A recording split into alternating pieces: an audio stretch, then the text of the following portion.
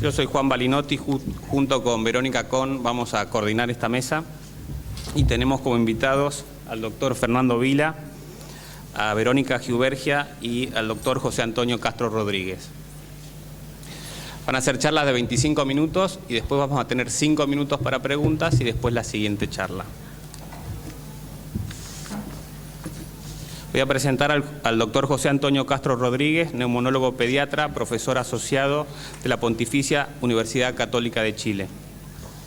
Doctor. Bueno, muchas gracias al comité organizador por haberme invitado. En estos 20 minutos le voy a dar la visión que tengo sobre los factores de riesgo para asma infantil. Así que para ir en forma ordenada vamos a comenzar con los factores familiares o prenatales.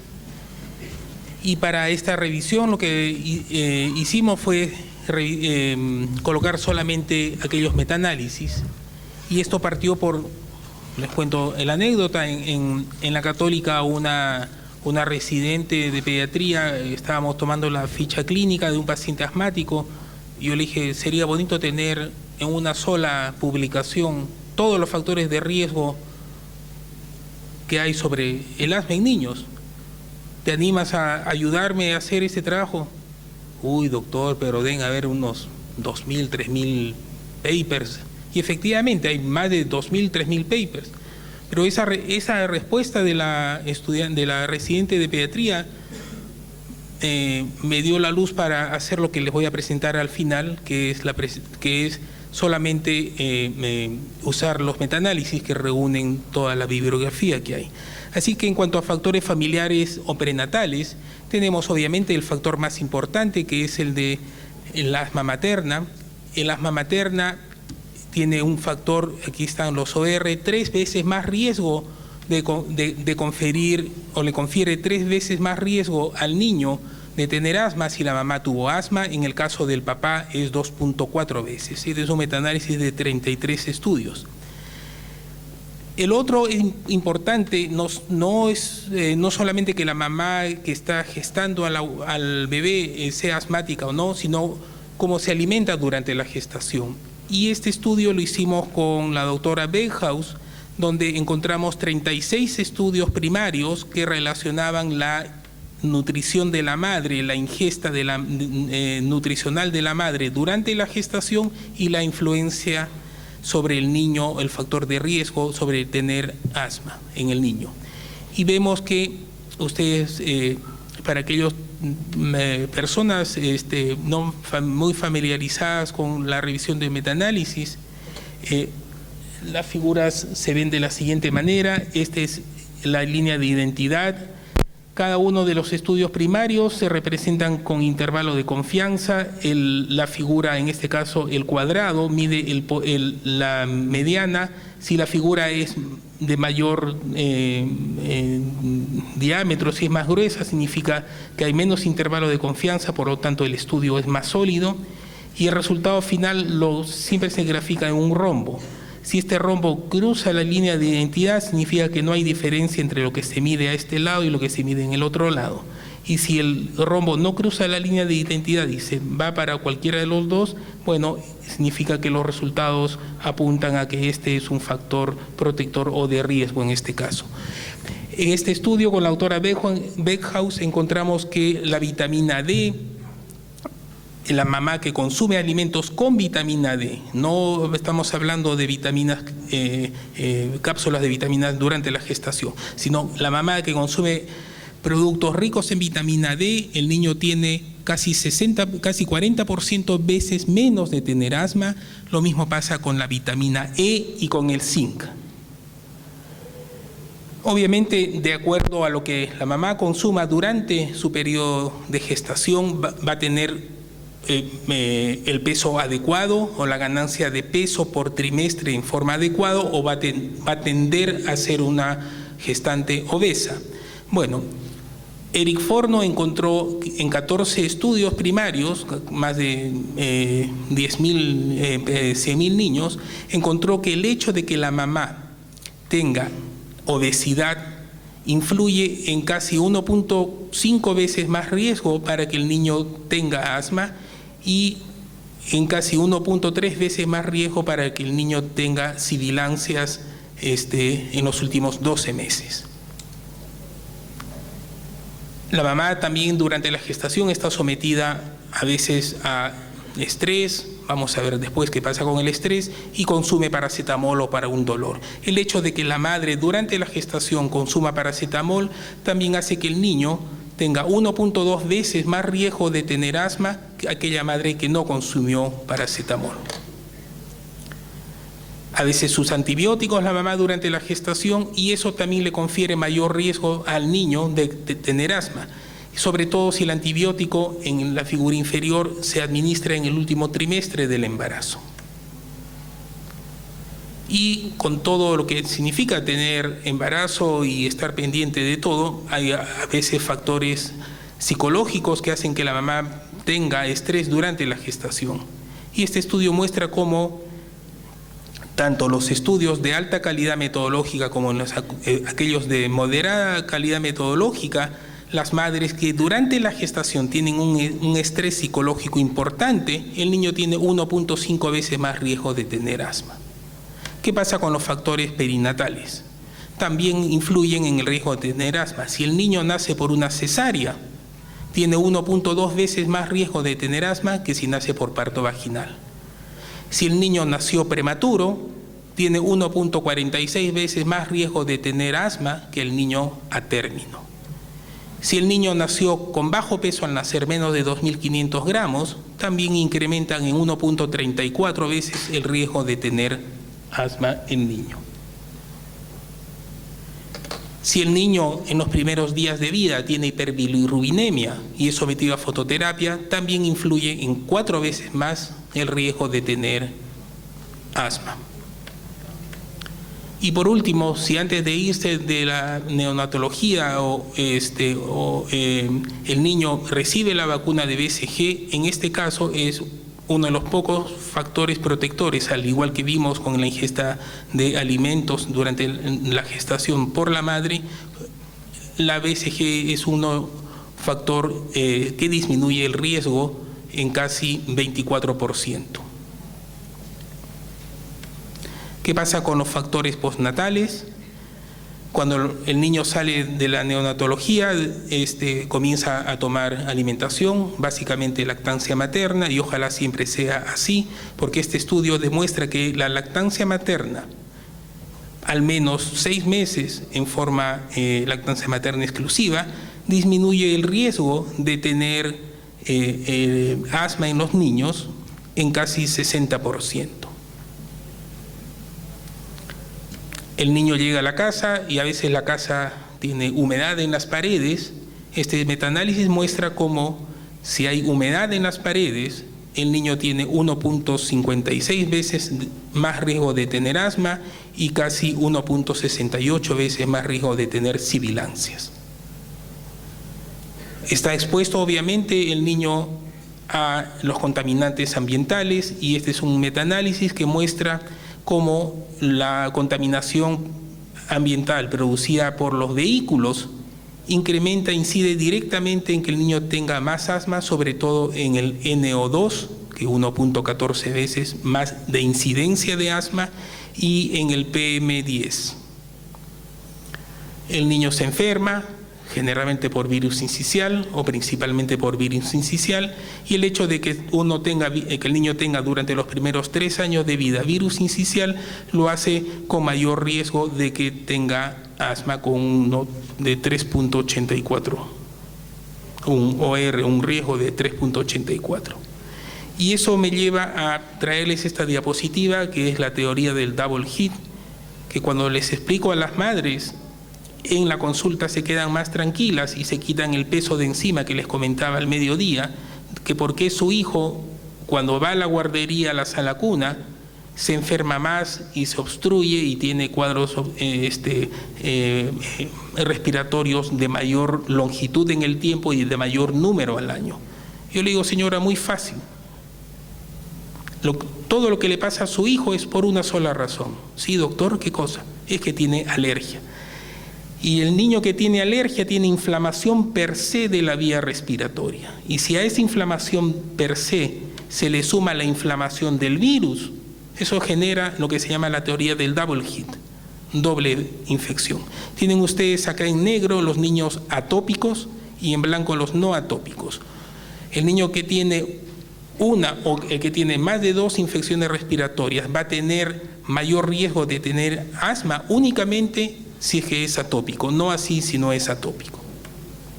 Y vean ustedes, otra manera de mostrar el tipo de infecciones respiratorias, aquellos que tienen más de 2 infecciones respiratorias, solamente si es atópico, tiene 7 veces mayor riesgo, pero no pasa nada cuando no sea atópico. Hay algunos factores ambientales que también se han visto, que en este caso sí reducen el riesgo de asma, y uno de los clásicos de hace 20 años son los estudios en Alemania y en Suiza de los niños que viven en las granjas. Este estudio muestra cómo el hecho de vivir en granjas le confiere al niño una protección para tener menos cuadros de asma. El OR es 0.77, significa que hay 33%, porque es la inversa, 33% menos asma si el niño nació y vive en una granja que si vive en la ciudad. Y quiero aprovechar eso para mostrar el estudio, un estudio argentino recientemente publicado con Alejandro Lozano y Daniel Marford, hecho en Rafaela. Ellos reclutaron 143 preescolares en una zona rural y en una zona urbana en Santa Fe, y fueron a ver quiénes de los 2 niños tenían mayor riesgo de asma, medido en este caso por el asma, por el API positivo. Vean ustedes cómo el hecho de vivir en la ruralidad, acá en Argentina, le confiere 0.04 menos veces de tener asma. Así que es un muy potente factor para prevenir el asma el hecho de estar viviendo en una zona rural. También se encontró que la leche, ellos consumían leche no pasteurizada como factor protector. Volviendo a los metaanálisis, el niño crece un poco, comienza a consumir alimentos. Si consume alimentos ricos en frutas y vegetales, tiene 26% veces menos chance de tener asma que si no consume verduras y fruta.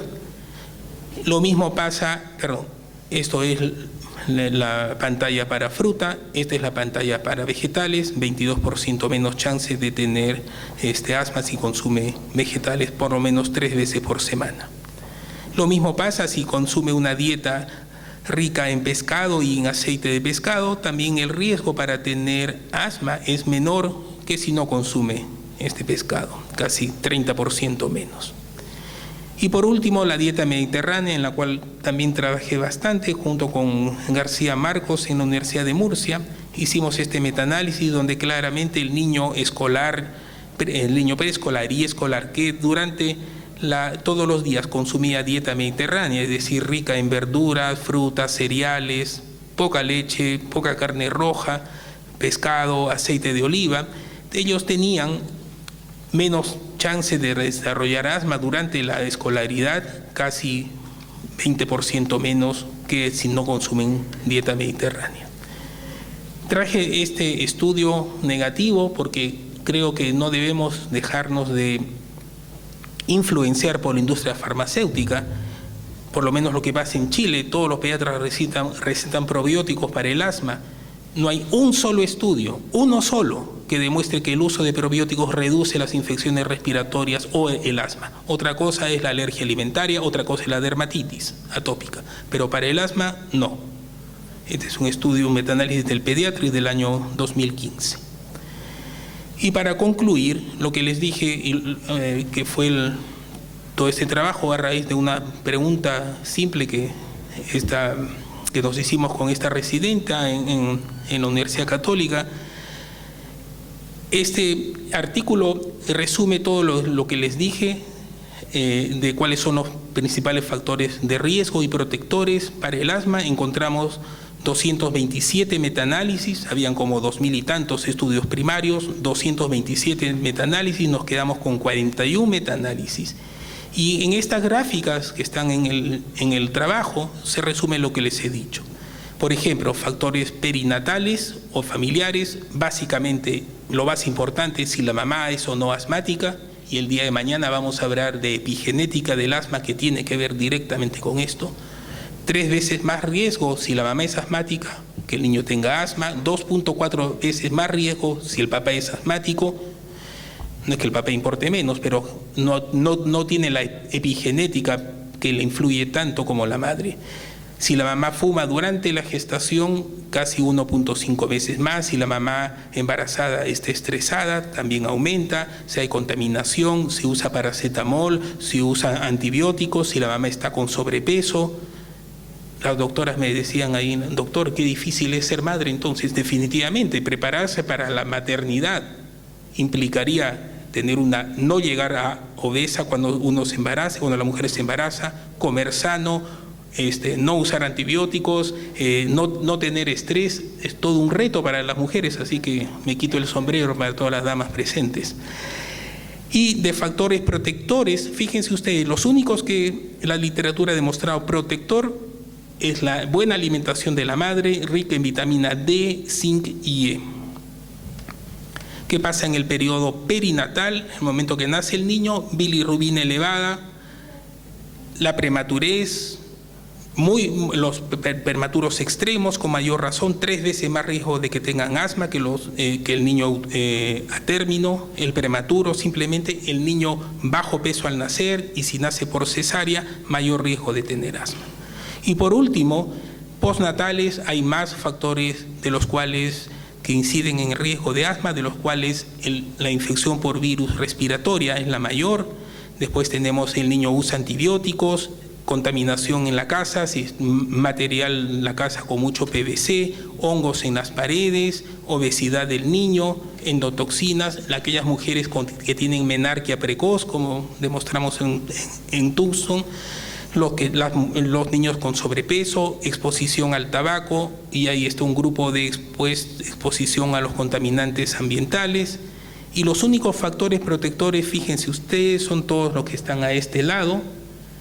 Son, aparte de la vacuna de BCG, los únicos factores protectores es dieta. Dieta sana, dieta rica en N3 PUFA, por ejemplo, dieta mediterránea, frutas, verduras, vivir en un ambiente rural, ingesta de pescado, y al último, estas intervenciones múltiples que hay en algunos sitios en los cuales sacan la alfombra, usan cobertor para los colchones, sacan los peluches, sacan las mascotas. Si es esta intervención multifacética, confiere 50% menos riesgo de que el niño tenga asma. Bueno, muchas gracias por la atención y creo que he cumplido los 20 minutos.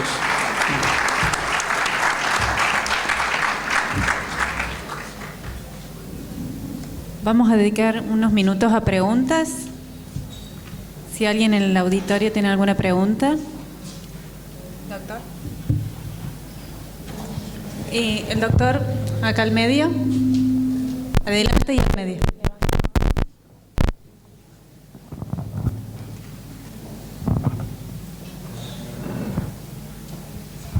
Gracias, buenas tardes.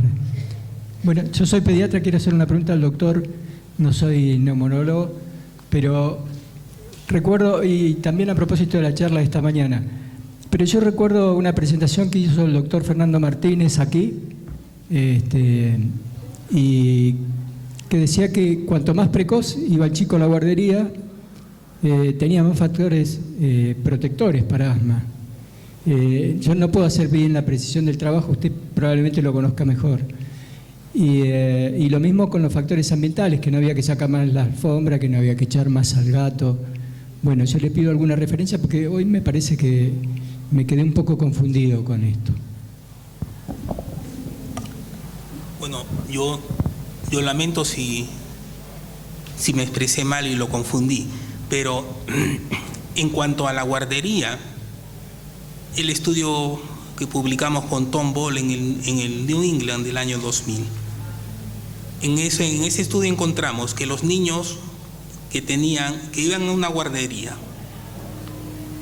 con más de 5 niños en la guardería o tenían más de 2 hermanos, ese grupo de niños en los primeros 3 años de vida tenía más infecciones respiratorias, lógico, y tenía más exacerbaciones, más episodios de sibilancias. Pero después de los 3 años de vida, hasta los 14 o 16 años de vida, tenían menos asma. Entonces, tenían mucha morbilidad en los primeros 3 años de vida mientras estaban en la guardería, pero después era un factor protector, versus los niños, hijos únicos que se quedaban en la casa. Así que la guardería, si bien protege para el asma del escolar, durante los años que está en la guardería la pasa no muy bien. En cuanto al perro y gato, también publicamos un artículo en el YASI del 2001 con Sami Remes, donde demostramos que si el perro está presente desde que el niño nace hasta los 6 años de vida del niño, esos niños tienen menos asma que si el niño nace y no hay perro, o si el niño nace con perro y tú lo sacas al 3er año de vida.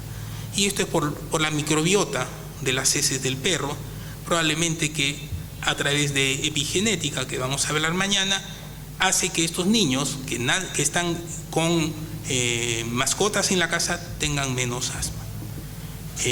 Los estudios que yo mostré, y probablemente ahí fue la confusión, son estudios hechos en Inglaterra, los cuales se les pone cobertores a los colchones, se aspira a la alfombra, se trata de quitar los hongos, quitan las cucarachas. Eso se llama multifactorial para disminuir los alergenos. Y eso sí se ha demostrado disminución para el asma.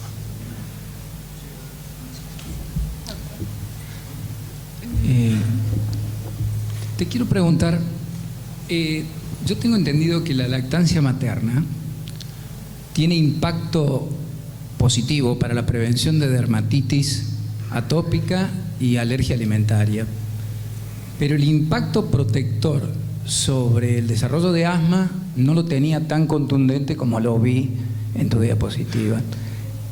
¿A qué edad se mide el impacto protector, en todo caso, de algún factor de todos los que mencionaste? Así como vos estudiaste el impacto del índice predictivo a la edad de 6, a la edad de 13, a la edad de 6-13, como lo has publicado oportunamente comparando con otros índices predictivos, el impacto de la lactancia materna favorable para proteger el desarrollo de asma, ¿a qué edad se mide?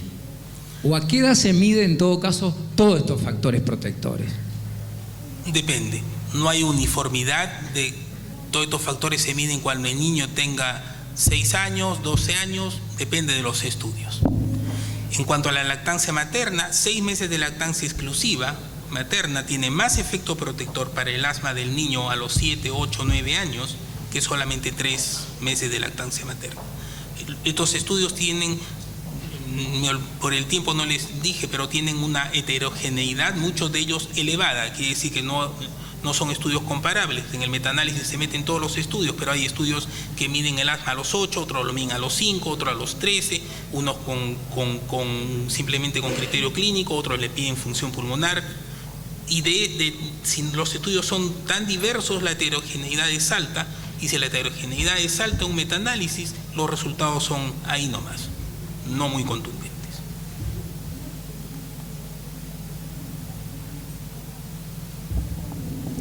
¿Hay alguna otra pregunta en el auditorio? Me pareció ver el virus incisional respiratorio. ¿Y el rinovirus? El rinovirus, el doctor Saraz me pregunta, lo que pasa es que como son estudios antiguos, el rinovirus tiene 10 años probablemente no haya muchos estudios de rinovirus, o nadie haya hecho un metaanálisis de rinovirus a la fecha.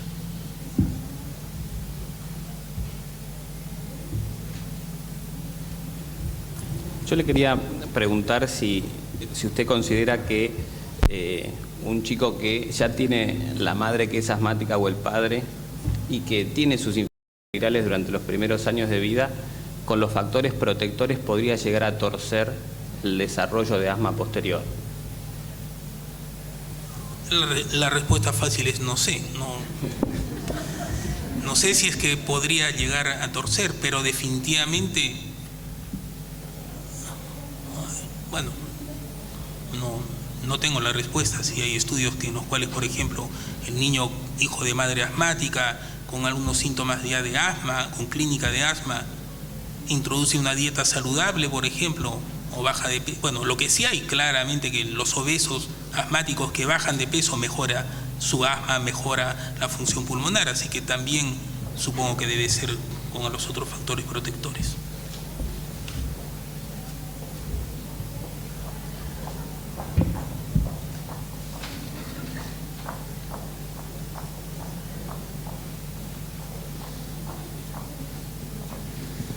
Yo quería preguntar respecto a los factores ambientales, si se ha hecho hincapié fundamentalmente a la exposición del humo del cigarrillo y a la aparición de casos nuevos de asma, sobre todo en adolescentes, que se habla de la exposición del humo de, digamos, el tabaquismo, con la aparición de nuevos casos de asma.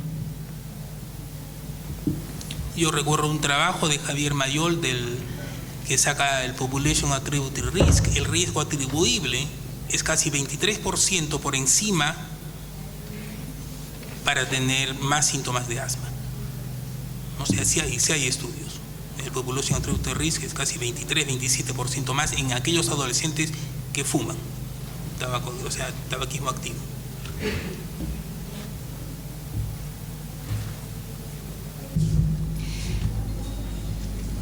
Yo quería empezar con una pregunta, Vero. ¿Qué opinión te merece en cuanto a medicación controladora el uso de corticoides inhalados combinado con broncodilatador de acción prolongada en niños menores de 4 años? En realidad, yo voy a hablar no por mi opinión, sino por lo que está planteado en guías y recomendaciones de tratamiento. Digo, la combinación está planteada, si hacemos el corte por edad, está planteada para niños de asma mayores de 4 o 6 años, de acuerdo a la combinación que plantees. Y para los chicos que necesitan una medicación combinada, porque no se puede lograr el control con un asma, con una dosis de 400 microgramos de budesonide de equivalente, para los menores de 4 años, está planteado el uso de un corticoide asociado a Montelukast, ¿sí? Eso es lo que está planteado en este momento, nacionales o internacionales. Después habrá pacientes puntuales en los que a veces como neumonólogos uno tiene que tomar una decisión individual en un análisis puntual por determinados motivos. Uno podrá hacer la prescripción. En general ya eso es una mirada individual. Transmito lo que está escrito y lo que está planteado hoy, en este momento, en las guías y consensos de tratamiento.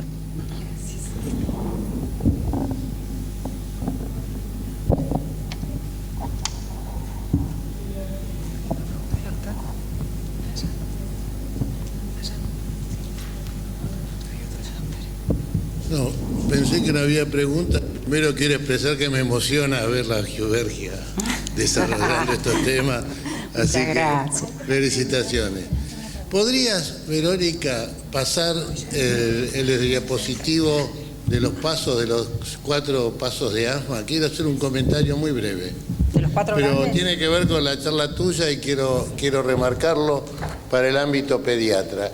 Porque me parece que, asumiendo que está muy claro lo que planteó Verónica, y esto nos genera desazón, preocupación, y no nos vamos con ninguna receta para mejorar esta realidad inmediatamente a casa, pero sí tenemos una serie de guías o de tips para tratar de mejorar aspectos que hacen al control del paciente asmático. Si me pones ese diapositivo... ¿Esta es? No, el de el control del asma según los diferentes pasos con el tratamiento que tenía, step 1, step 2, step 3.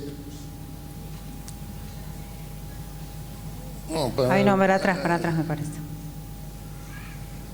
Esta. Ahí está. Aquí yo quiero hacer dos comentarios en este paso porque son situaciones que la veo con mucha frecuencia en pacientes asmáticos. El primero es que ustedes leen que en el paso 5 está lo de la derivación para tratamiento adicional. Sin embargo, en el paso 3, para el pediatra, está la necesidad de la consulta cuando el paciente no tiene una buena evolución y se ha iniciado el tratamiento según las recomendaciones formales. La posibilidad de una consulta y el compartir el manejo de un paciente, cuando ya estamos hablando de niños que tienen situaciones de riesgo porque tienen un asma que no está controlado, es de suma importancia, no solamente para reforzar las indicaciones, sino para sostén de un tratamiento que se deberá prolongar en el tiempo en forma indefinida, no tenemos plazos. Este es un comentario. Y el otro comentario es esto que está escrito muy chiquitito abajo. Yo he visto muchos pacientes últimamente con indicaciones, digamos, pediátricas, en donde la asociación corticoides inhalado y bronquiodilatador de acción prolongada se utilizan y en dosis muy altas durante los tratamientos de crisis como si fueran tratamientos intermitentes. Esto es un absurdo. Y en realidad tenemos que tener presente que existe un riesgo alto en este punto si utilizamos la asociación corticoides inhalado y bronquiodilatador de acción prolongada en niños por encima de la frecuencia recomendada, que son 2 veces por día, y si lo usamos en niños pequeños. Esos eran los dos comentarios, disculpen, pero...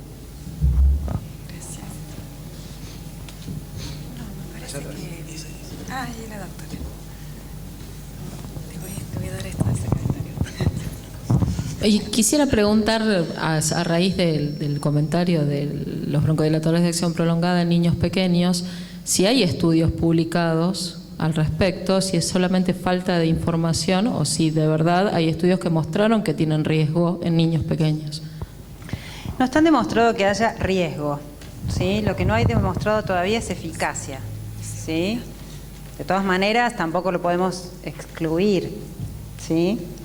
Yo insisto, finalmente la prescripción médica es una responsabilidad individual, es una acción individual, ¿sí? Habrá casos que por ahí merecen una prescripción que esté fuera de la recomendación. En definitiva, digo, para eso uno se transforma finalmente en un experto con el correr del tiempo.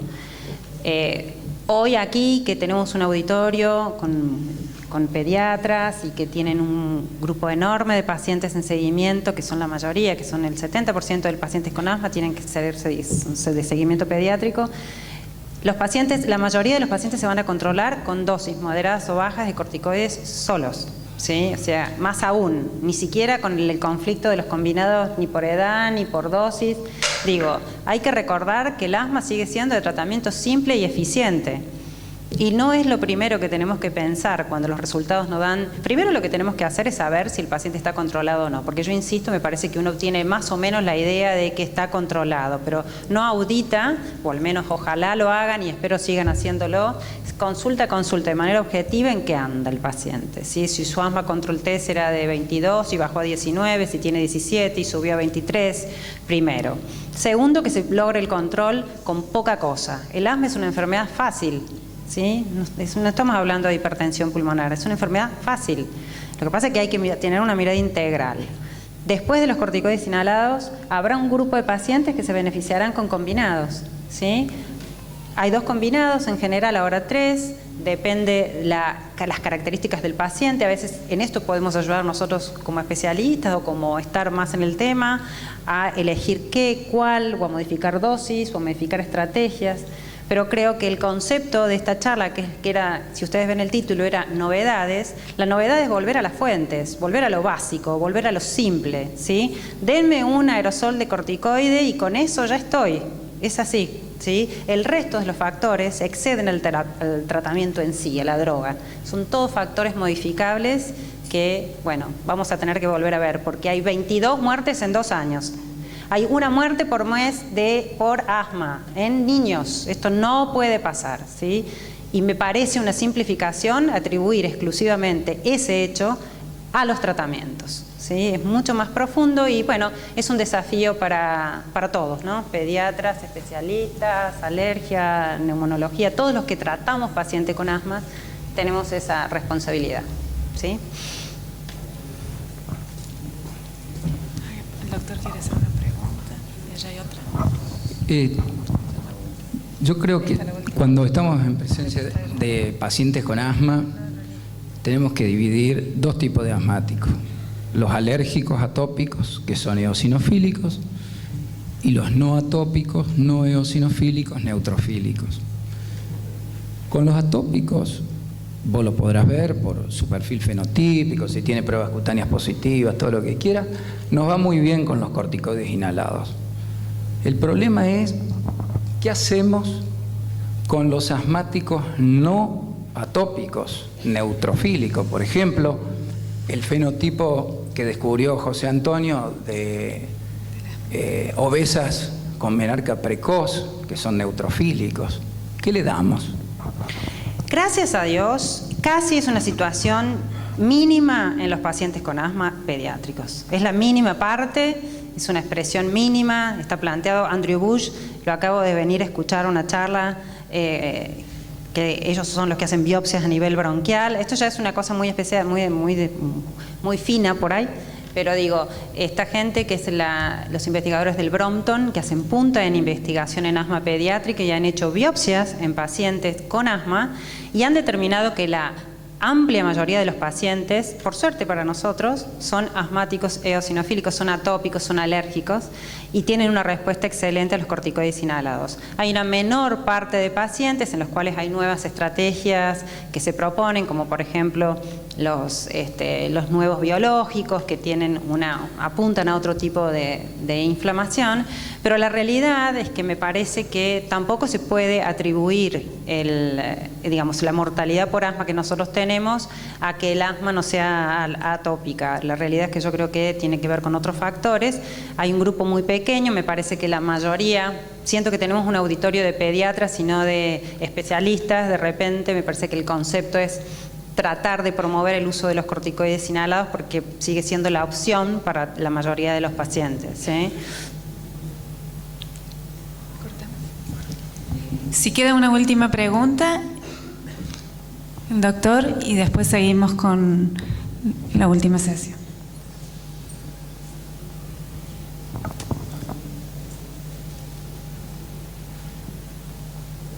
Sí, muchas gracias. No sé si se va a tratar en la última sesión, pero una preocupación como pediatra y como infectólogo es recibir pacientes en el tratamiento de la crisis, ¿no? El tratamiento intercrisis, con uso de antibióticos, fundamentalmente macrólidos. Particularmente eso me preocupa y quería saber si hay indicaciones precisas para el uso de antibióticos en estos casos. Bueno, yo no me voy a extender porque me parece que tenemos... En la próxima charla. Se habla más del tratamiento de la crisis. Sí, gracias. Pero bueno, nada, lo dejo a Fernando. Gracias, muchas gracias. Muchísimas gracias por la posibilidad de disertar en este tema que nos convoca a todos, que es el asma bronquial. Y antes que nada, para mí es un placer compartir esta mesa con compañeros de la neumología pediátrica de hace muchos años. Y por el otro lado también un placer y un compromiso, como lo decía antes a José, el tener que hablar de asma bronquial en una mesa en la cual la integra él y que realmente estamos acostumbrados a leer tantas publicaciones acerca del asma bronquial y en especial lo hemos usado tanto en tantas charlas y con el API, no solo con las charlas hacia médicos, sino también en lo cotidiano con todos nuestros pacientes. Vamos a tratar de abordar el tema tocando fundamentalmente 5 puntos específicos y el primero trata de hablar de cuál es la importancia por la cual nosotros tenemos que tratar de conocer algo acerca del manejo inicial de la crisis asmática en el domicilio. Sabemos que el asma determina en nuestros niños prácticamente 20 días de restricción en el año, 10 de ausentismo escolar, sigue siendo en todos los lugares del mundo una causa frecuente desde el punto de vista de consultas a guardia y también la causa prevenible más importante de hospitalización, cerca del 3% de los chicos están hospitalizados hospitalizados por crisis de asma. Y a su vez, un 10 a 20% de estos chicos que están hospitalizados por asma van a volver a recaer dentro de los próximos 15 días del alta. Esto implica evidentemente un costo económico muy importante. Las crisis consumen algo, la moderada consume 4 más que la leve y una crisis grave consume 12 más que la leve. Como mostraba recién Verónica, en Argentina hay datos del punto de vista de mortalidad. Esta mortalidad a lo largo de estos 35 años ha descendido prácticamente un 57%. De igual forma se sigue observando datos de mortalidad importantes y específicamente 4 pacientes en el año 2015 entre 5 y 14 años. Ahora, hay países que estudian más, evidentemente, que nosotros el asma, pero que también siguen teniendo mortalidad. Este es el reporte nacional 2015 de muertes por asma en el Reino Unido, en el cual consideran que prácticamente el 70-80% de la muerte por asma en menores de 19 años ocurrieron antes que el paciente llegara al domicilio. A su vez, el 90% de estos pacientes tenían factores que eran potencialmente prevenibles. Por lo tanto, esto empieza a considerar la importancia que los padres y pacientes deben conocer que tienen asma y cómo poder manejar en su asma en un inicio en el caso. Prácticamente el 70% de los pacientes murieron antes de llegar al hospital y un 50% murieron en la casa. Y esto se debe fundamentalmente a 2 causas. Primero, porque sigue habiendo muchos hábitos, en muchos lugares incluso más industrializados que el nuestro, en el cual los pacientes y los padres están acostumbrados a no consultar y muchos evidentemente también minimizan los síntomas de sus niños. Los factores de riesgo que fueron identificados para muerte en estos grupos fueron pérdida del plan de acción escrito, el médico se lo dio, pero en el momento de la crisis no lo tenían. Uso excesivo de beta-2 en el último tiempo, más de un envase por mes en el último mes, pobre adherencia al tratamiento controlador, hospitalizaciones o consultas frecuentes de los sistemas de emergencia en el último tiempo.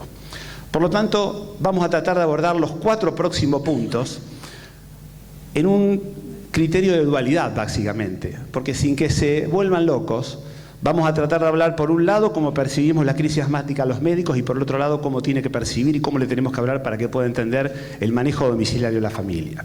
Por lo tanto, vamos a lo largo de estos 15 o 20 minutos que nos quedan a hablar de conceptos que harán de cómo los familiares, cuidadores y pacientes manejan el asma en su casa y cómo lo van a manejar y cómo lo manejamos el médico cuando, por ejemplo, vamos a un domicilio a ver un paciente con asma. Obviamente es una misma cosa, pero con 2 perspectivas que pueden ser totalmente distintas. Si nosotros definimos la crisis asmática, obviamente es un empeoramiento agudo o subagudo de los síntomas que hacen que el paciente se encuentre en un estadio distinto del basal. Para nosotros es común hablar del tema de exacerbación, pero para los padres es más cómodo y más accesible para que lo entiendan hablar fundamentalmente de brote o crisis. Porque esto quiere decir, y va entrando con lo que hoy hablaba José al mediodía, que el paciente tiene que saber que tiene algo de base, que es asma, que a momentos empeora y tiene esa crisis. No es que tiene una crisis asmática y el chico no tiene asma bronquial. Ahora, ¿cuándo vamos a sospechar como médicos una exacerbación? Cuando hay aumento progresivo de los síntomas, tos seca, sibilancia, disnea, en algunos más grandes dolor torácico. A veces los síntomas pueden ser muy sutiles y a veces comenzar solamente a la noche con síntomas con el ejercicio y tener una alteración del patrón diurno. Y como padres, los padres o el mismo paciente puede pensar en una crisis cuando tiene tos, chillido, silbido o dificultad respiratoria, o cuando lo nota que el chico está distinto porque ha disminuido el rendimiento en el ejercicio o a veces si es muy pequeño se alimenta menos. En cuanto a los factores premonitores, los padres también nos pueden aportar algo, porque ellos han encontrado que había posibilidad de sibilancias posteriores cuando los pacientes empezaban con síntomas nasales y también tiene un poquitito más de factor predictivo la presencia de la tos seca persistente como presencia posterior de sibilancia. En cuanto a la evaluación diagnóstica, obviamente los cuadros de crisis asmática pueden ir desde cuadros leves, que a lo mejor venía a control con el pediatra en el consultorio del paciente y uno le escuchó una sibilancia y ni el padre ni el paciente se había dado cuenta, hasta episodios como vimos que pueden determinar la muerte del paciente. En toda tríada, desde el punto de vista de la evaluación diagnóstica pediátrica, el interrogatorio, el examen físico y los métodos complementarios tienen su lugar. En cuanto al interrogatorio, es importante que pesquisemos como médico, el tiempo de evolución de la crisis no es lo mismo que tenga 24 o 48 horas de evolución, si recibió algún tratamiento previo antes que lo evaluemos con broncodilatadores o corticoides, si estaba utilizando o no la medicación controladora y si tiene alguna comorbilidad que acompañe al asma bronquial. En cuanto al interrogatorio puntual, si el paciente tiene usos recientes de corticoides sistémicos, si utiliza mucho el beta-2 en el último tiempo, si tiene antecedentes de ingreso a terapia intensiva y más si tuvo que estar ventilado por una crisis asmática, si tiene antecedentes de comienzo brusco, hospitalizaciones o consultas de emergencia en el último año por crisis asmática, si tiene mala adherencia al tratamiento o problemas psicosociales, todos estos son factores predictibles de crisis grave asmática en corto tiempo. Y si correlacionamos estos factores con los que encontraron en el Reino Unido desde el punto de vista de la mortalidad, el uso de beta-2 seguido, hospitalizaciones de consulta del sistema de emergencia y mala adherencia al tratamiento, constituyen evidentemente un factor de riesgo de muerte para estos niños. En cuanto al examen físico, no lo vamos a detallar en esto porque todos conocen bien qué debemos evaluar. Se han descrito un montón de score para el seguimiento de pacientes con crisis asmática, pero si bien hay muchos score, muchos se usan fundamentalmente en la práctica clínica y en la investigación, la evidencia muestra que no hay ningún score que de por sí supere ampliamente al otro.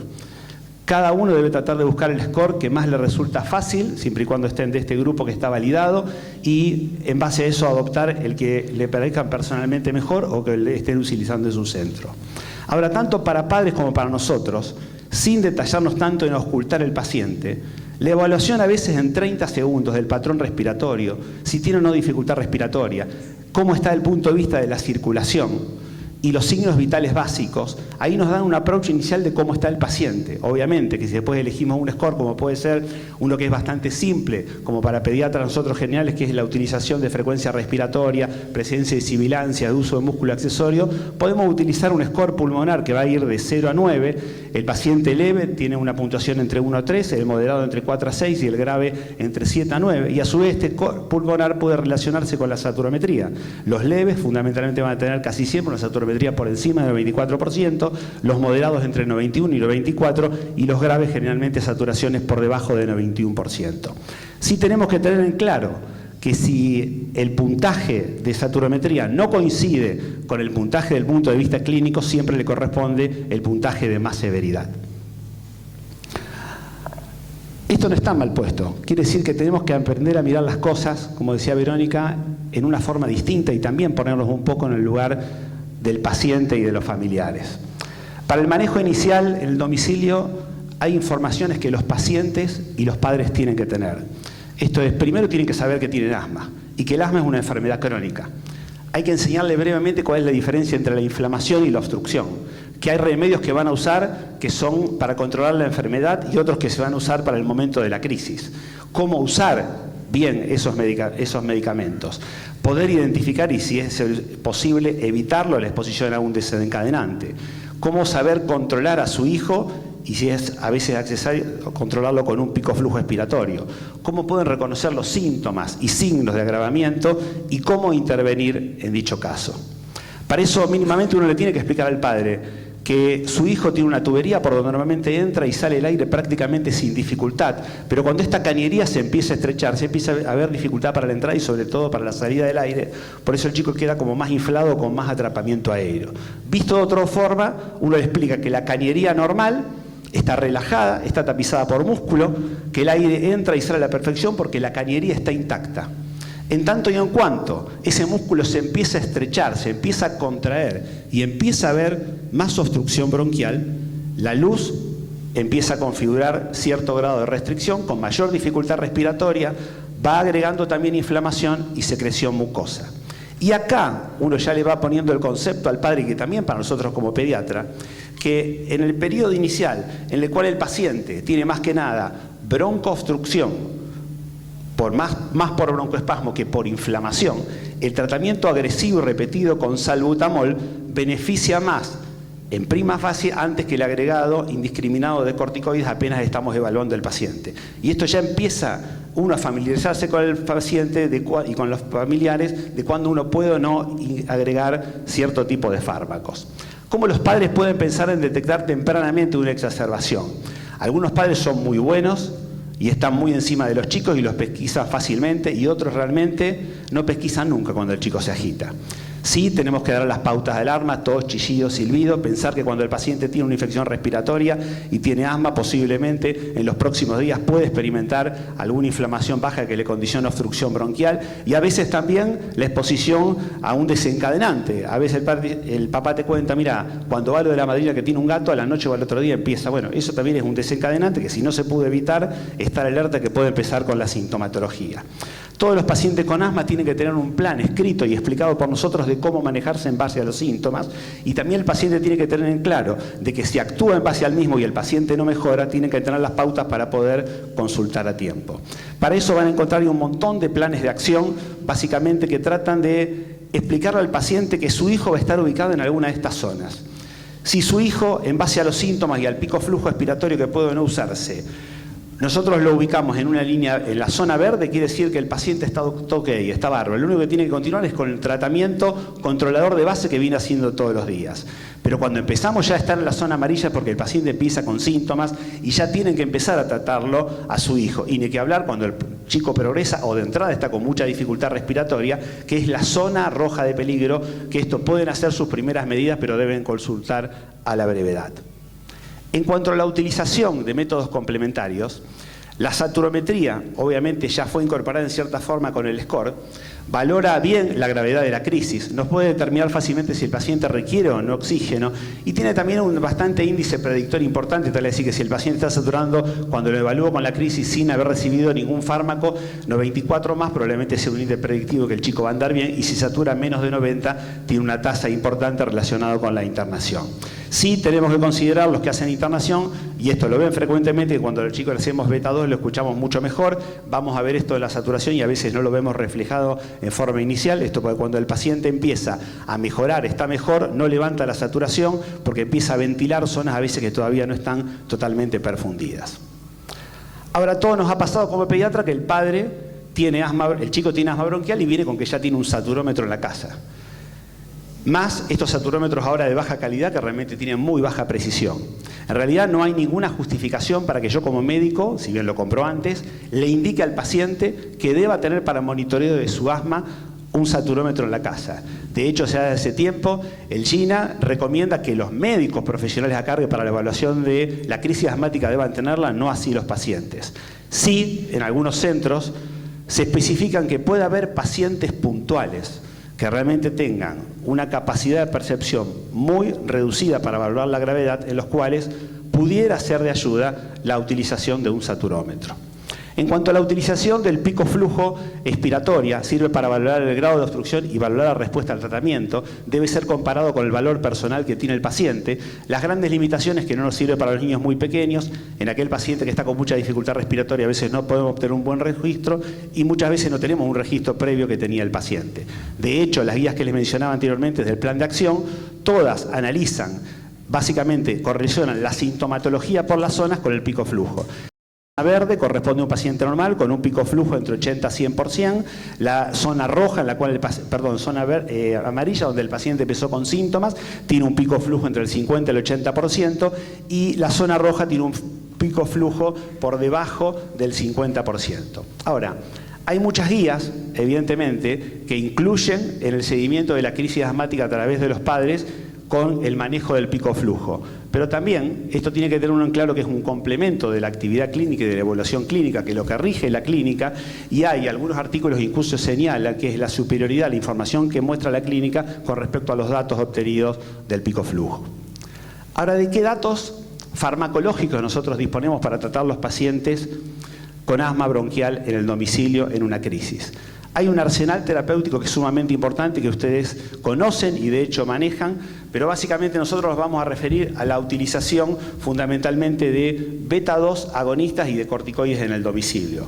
Obviamente, por un sentido común, haremos una valoración con respecto al oxígeno para que quede claro que la indicación en la crisis asmática es en aquellos pacientes que están saturando por debajo de 93%, es 92 o menos, indicar la menor cantidad de oxígeno necesaria para que el paciente esté saturando entre el 94 y el 98%. Si no disponemos de un saturómetro para la evaluación del paciente, ante la menor duda el oxígeno se lo ponemos igual, y más si el paciente tiene una crisis moderada o severa, que probablemente por la relación con la saturometría, ese paciente seguramente tenga valores de saturometría por debajo de 93 o de 92%. En cuanto a la utilización de broncodilatadores, no cabe duda que el fármaco de elección es el beta-2 adrenérgico, que es el salbutamol, es el tratamiento de primera línea para la crisis asmática. La vía inhalatoria sigue siendo la vía de elección y puede usarse por nebulización o con inhalador de dosis medida con aerocámara, pero de hecho todos preferimos, y la evidencia señala a lo largo de muchísimos artículos, que es ampliamente superior la utilización del beta-2, el inhalador de dosis medida, sobre nebulización. Incluso hay algunos artículos que señalan valores menores desde el punto de vista de saturametrías con la utilización con la nebulización. Ahora, estamos de acuerdo que le vamos a hacer el beta-2 con inhalador de dosis medida. Ahora, ¿usamos una máscara o un pico bucal? Sabemos que la boca es la preferida, porque la nariz va a disminuir un poco la llegada de medicación al pulmón. Pero obviamente en aquellos pacientes menores de 4 o 5 años debemos usar una máscara, y de hecho en los pacientes que no colaboran, como con algún trastorno desde el punto de vista neurológico, pero en los pacientes mayores de 4 o 5 años vamos a utilizar un pico bucal. La dosis estándar de manejo generalmente son 2 disparos. Por cada dosis que le hacemos de salbutamol, efectuamos siempre un disparo por vez. Las guías recomiendan la utilización amplia de dosis que van de 2 hasta 10 disparos, y la dosis y la frecuencia de administración habitual es cada 4 o 6 horas, pero dependerá obviamente de la respuesta del paciente y de la severidad. En el caso de que con la primera dosis administrada el paciente no mejora, podemos repetir lo que nosotros llamamos la serie, que son 3 dosis de salbutamol diferenciadas de 15-20 minutos. Van a encontrar muchísimo material acerca de las dosis. Obviamente nosotros lo que usamos siempre es inhalador de dosis medida. Decíamos que las dosis ampliamente pueden variar de 2 a 10. Hay una fórmula que se diseminó en el último tiempo, que es el peso del paciente dividido 3, nunca pasando de 10, como para estipular la dosis que nosotros podemos utilizar. Pero si queremos confundirlo un poquito más, y traté de armar un gráfico casero acerca de lo que aportan, qué tratamiento de beta-2 uno tiene que hacer con las distintas guías. Y específicamente hablando de las leves, algunos hablan 2, otras llegan hasta 4, otros llegan hasta 10. O sea que evaluando esto uno a veces hasta se confunde más, porque no está tan clara cuál es la dosis efectiva de beta-2. Las guías sugieren desde 2, que lo habitualmente veníamos usando, hasta 10. Sabemos también que la mayoría de los pacientes responden con 2 puffs de salbutamol, pero los que no responden o tienen pobre respuesta terapéutica, ¿escalamos 6, 8, 10? Más estando el paciente en el domicilio. Este es un artículo publicado el año pasado, en el 2016, en Brasil, en el cual hace la referencia a la utilización exclusivamente de salbutamol, inhalador de dosis medida, y el título está muy bueno. Bajas dosis son efectivas, pero altas dosis también son seguras. O sea que hasta acá parece que no nos viene aclarando nada. Pero es un estudio prospectivo, randomizado, doble ciego controlado, en la cual se incluyeron 119 niños entre 12 a 17 años que consultaban con una valoración de score fundamentalmente moderado o severo a la guardia. Le hicieron previamente electrocardiogramas, laboratorios biológicos, espirometría, y también no fue exclusivo el tratamiento con beta-2, sino que también recibieron prednisona y ipatropio, y fueron seguidos durante 1 hora y posteriormente cada 20 minutos con seguimientos posterior clínicos, espirométricos y de laboratorio. En cuanto a las dosis que los pacientes recibían, los que ven ustedes a la derecha, que es el grupo control, los 3 primeros menores de 25 kilos recibían 3 series de 2 puffs de salbutamol cada uno, salvo los mayores de 25 kilos, que le hacían 4 puffs de salbutamol cada 15-20 minutos.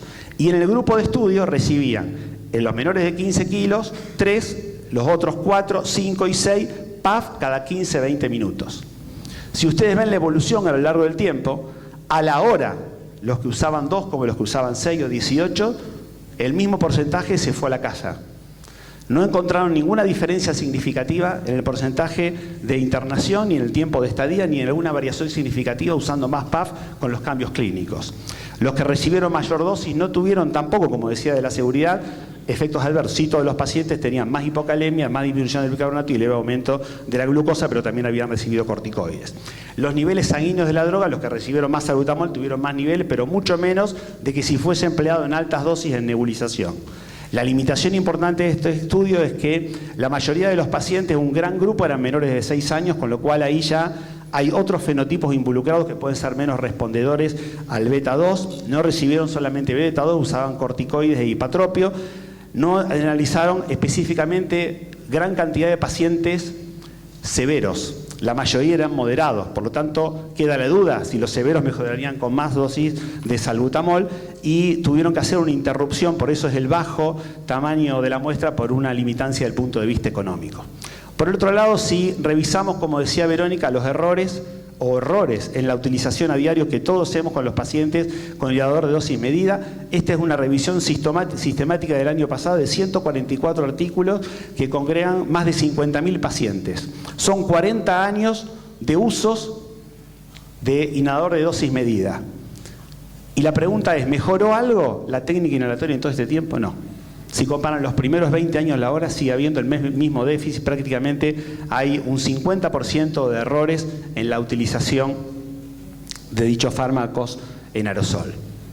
En cuanto a los corticoides sistémicos, todos, no les voy a hablar de las propiedades de los corticoides, es tan claro que estos deben utilizarse en las crisis moderadas y severas, no así en las leves, salvo el paciente que empieza a requerir leves, salbutamol menos de 4 horas, que por lo tanto ya seguramente dejó de ser leve. Lo hay que tener en claro que el suministro de la medicación del corticoide por vía oral es tan rápido, tan efectivo y mucho menos invasivo que la utilización por vía parenteral, y lo que utilizamos tradicionalmente es la metilprednisona o prednisona a 1 o 2 miligramos kilo día por un tiempo no superior a 3 a 5 días con una suspensión de golpe no pasado este tiempo. Hay muchos artículos en los últimos 5 o 10 años que consideran la utilización de dexametasona en 1 o 2 dosis con respecto a la comparación de la prednisona. La mayoría de los estudios no muestran que la dexametasona es ineficiente dada en 1 o 2 dosis, lo cual puede mejorar un poquito la adherencia al tratamiento, más sumado a que la dexametasona no tiene tan mal gusto como sí tiene la metilprednisona. Ahora, el tema crucial es en que si los padres pueden o no en el domicilio incorporar la utilización de corticoides. Y realmente hay muy poca evidencia, prácticamente nada, que permita que uno pueda prescribir corticoides orales para el tratamiento de la crisis y darle los pasos para que el paciente lo empiece por su cuenta ante cierto cual o tal síntoma en el domicilio. Sin embargo, todas las guías recomiendan que los corticoides deben empezar lo más pronto posible, incluso siendo administrados por los padres. El tema es que hay un punto límite en el que uno tiene que tener en cuenta, es que si los padres empiezan a utilizar un corticoide por vía oral sin la autorización médica, obviamente esto tiene que ser una balanza que esté bien y ampliamente justificado, que el padre tenga bien claro cuándo utilizar los corticoides, porque si no, ante la menor duda, el chico se la va a pasar tomando corticoides vía oral cada 15 o 20 días. Está claro también que los beneficios de la utilización del corticoide viral nunca son rápidos, empiezan generalmente por encima de las 2 a 3 horas, por lo tanto uno tiene que pensar que tal vez si lo administra precozmente al domicilio como corresponde puede ser una ventana de oportunidad tan importante. El tema que esto recae fundamentalmente en los padres, donde uno realmente tiene amplias dudas acerca de cuánto puede ser preciso la administración de los corticoides por parte de ellos. En cuanto a la utilización de corticoides inhalados en las crisis, mucho se ha publicado en los últimos 8 a 10 años. Básicamente la utilización del corticoide inhalado trataba de ganarle a la utilización del corticoide sistémico por vía oral porque tiene una acción tópica mucho más rápida y no hay que esperar la hora y 3 horas, porque es un efecto fundamentalmente no genómico. Ahora, actualmente no hay ningún dato que nos pueda avalar sistemáticamente que uno como paciente pueda, o como padre, indicar que el chico en el domicilio duplique o cuatriplique la dosis para tratar de prevenir la evolución desde el punto de vista de la crisis. Probablemente esto después más adelante pueda reverse porque hay muchos estudios que muestran que dosis altas y reiteradas de corticoides inhalados pueden llegar a ser beneficiosos. De igual forma, no tenemos ninguna guía que nos respalde y por lo tanto dicha posibilidad terapéutica, si bien puede ser parecido una cosa que la otra, la utilización de corticoides inhalados a cargo de los padres, duplicar y cuadriplicar la dosis, no está para nada recomendada en el domicilio.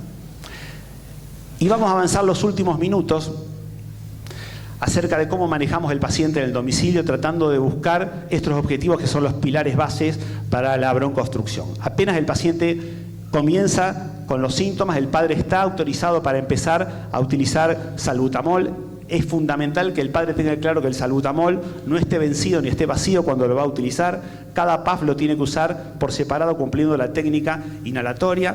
Tiene que tener las pautas claras de cuándo a no comenzar. La dosis a utilizar en el domicilio son fundamentalmente de 2 a 4 inhalaciones con aerocámara. El niño tiene que ser observado en los minutos y hora posterior a la administración de salbutador, y esto es fundamental, en un ambiente tranquilo. No es que tiene que hacerle 2 PAF y que el chico salga a correr, porque después no lo podés valorar cuán agitado está por lo que corrió, por la dificultad respiratoria. Y si cada vez está usando salbutamol más seguido y se va cortando el tiempo, tiene que consultar en forma urgente. Obviamente, La zona amarilla es la zona crucial para que los pacientes puedan administrar tanto la utilización del punto de vista de salbutamol, como también, si nosotros le autorizamos al paciente puntual a utilizar corticoides cuando no mejoran con el salbutamol. Esta zona amarilla es la zona crucial porque puede impedir y lograr que el paciente controle los síntomas y vuelva a la zona verde, o que no mejore y progrese hacia la zona roja. Los padres pueden tener cosas para pensar si su hijo está en la amarilla, que es cuando tiene más de 2 síntomas de asma en el día, si le hizo aisladamente 2 salbutamol y no mejoró y progresa, si empieza con síntomas nocturnos, si cayó el pico flujo o si tuvo síntomas ante una exposición clara a una alergena. Son cosas que nos habilitan al paciente para empezar el tratamiento en el domicilio. Obviamente veíamos que había pacientes que son sumamente graves, pero la indicación fundamental para los padres es comenzar con 2 a 4 pas de salbutamol con hidrocámara o hacer una nebulización. Si el paciente mejora, no pasa nada. Si el paciente no mejora, puede hacer 2 tratamientos más en la casa, o sea que es una serie de 2 a 4 disparos cada uno a lo largo de la hora. Y si el paciente tiene que ser reevaluado, fue remitiendo los síntomas que justificaron la iniciación del tratamiento, seguirá con salbutamol cada 4 o 6 horas, consultando a su médico y determinando si lo tiene que evaluar dentro de las próximas 24 o 48 horas. Ahora, si el paciente no mejora, requiere salbutamol más seguido de lo que venía requiriendo antes de las 4 horas, acá uno puede seguir con salbutamol cada 2 horas, evalúa la posibilidad de corticoide y pronta y urgente consulta con el médico, al igual que si el paciente no mejora y obviamente está directamente en la zona roja, empieza beta 2, puede empezar corticoide, pero pronta evaluación por el médico. Por lo tanto, y terminando, últimas 2 palabritas. Es fundamental educar a los pacientes y la familia, elaborar juntos con ellos el plan de acción, sentarse, escribirlo, que lo escriba el padre si no me entiende la letra, cosa que me pasa a mí, escribilo vos, anotá, hace esto, no hace el otro, actualizarlo. El paciente puede ser que le aumente la cantidad de PAF que le doy o que le mejore la dosis de corticoide que tenga que tomar porque aumentó de peso, repasar permanentemente la técnica inhalatoria. No solamente los pacientes de ustedes hacen mal, mis pacientes hacen mal. Los eduqué, los entrené, después de un tiempo a lo mejor no le pregunté y lo vine haciendo sin aerocámara, o sea que a todos nos pasa. Esto es una enseñanza del punto de vista permanente. El tratamiento agresivo y rápido con beta 2 y eventualmente la utilización de corticoides tiene que cambiar un poco el curso de la evolución de la crisis asmática. Los pacientes durante el tratamiento de la crisis no tienen que suspender el tratamiento que llevan desde el punto de vista de base, y en aquellos pacientes que no estaban en tratamiento y que tienen una crisis moderada es un buen momento para empezar con un tratamiento controlador. Volvamos al punto como empezamos la charla. La crisis asmática es la mayor causa prevenible de hospitalización en niños. Sin embargo, el 77% de los niños que están hospitalizados no tienen su asma por distintas causas controladas. Muchas gracias. Esta es una foto que habrán visto en internet, yo la pongo en la charla de hace 7 o 8 años. Este chico se llama Sami y la mamá no por mí, ¿no? Lo subí a la web hace 8 o 9 días, que el nene ya cumplió 10 años, entonces le hizo hacer la misma foto en la playa. Se llama El Chico del Éxito, así que espero que el bebé del éxito, que todos tengamos el éxito en el tratamiento de nuestros pacientes con crisis asmática.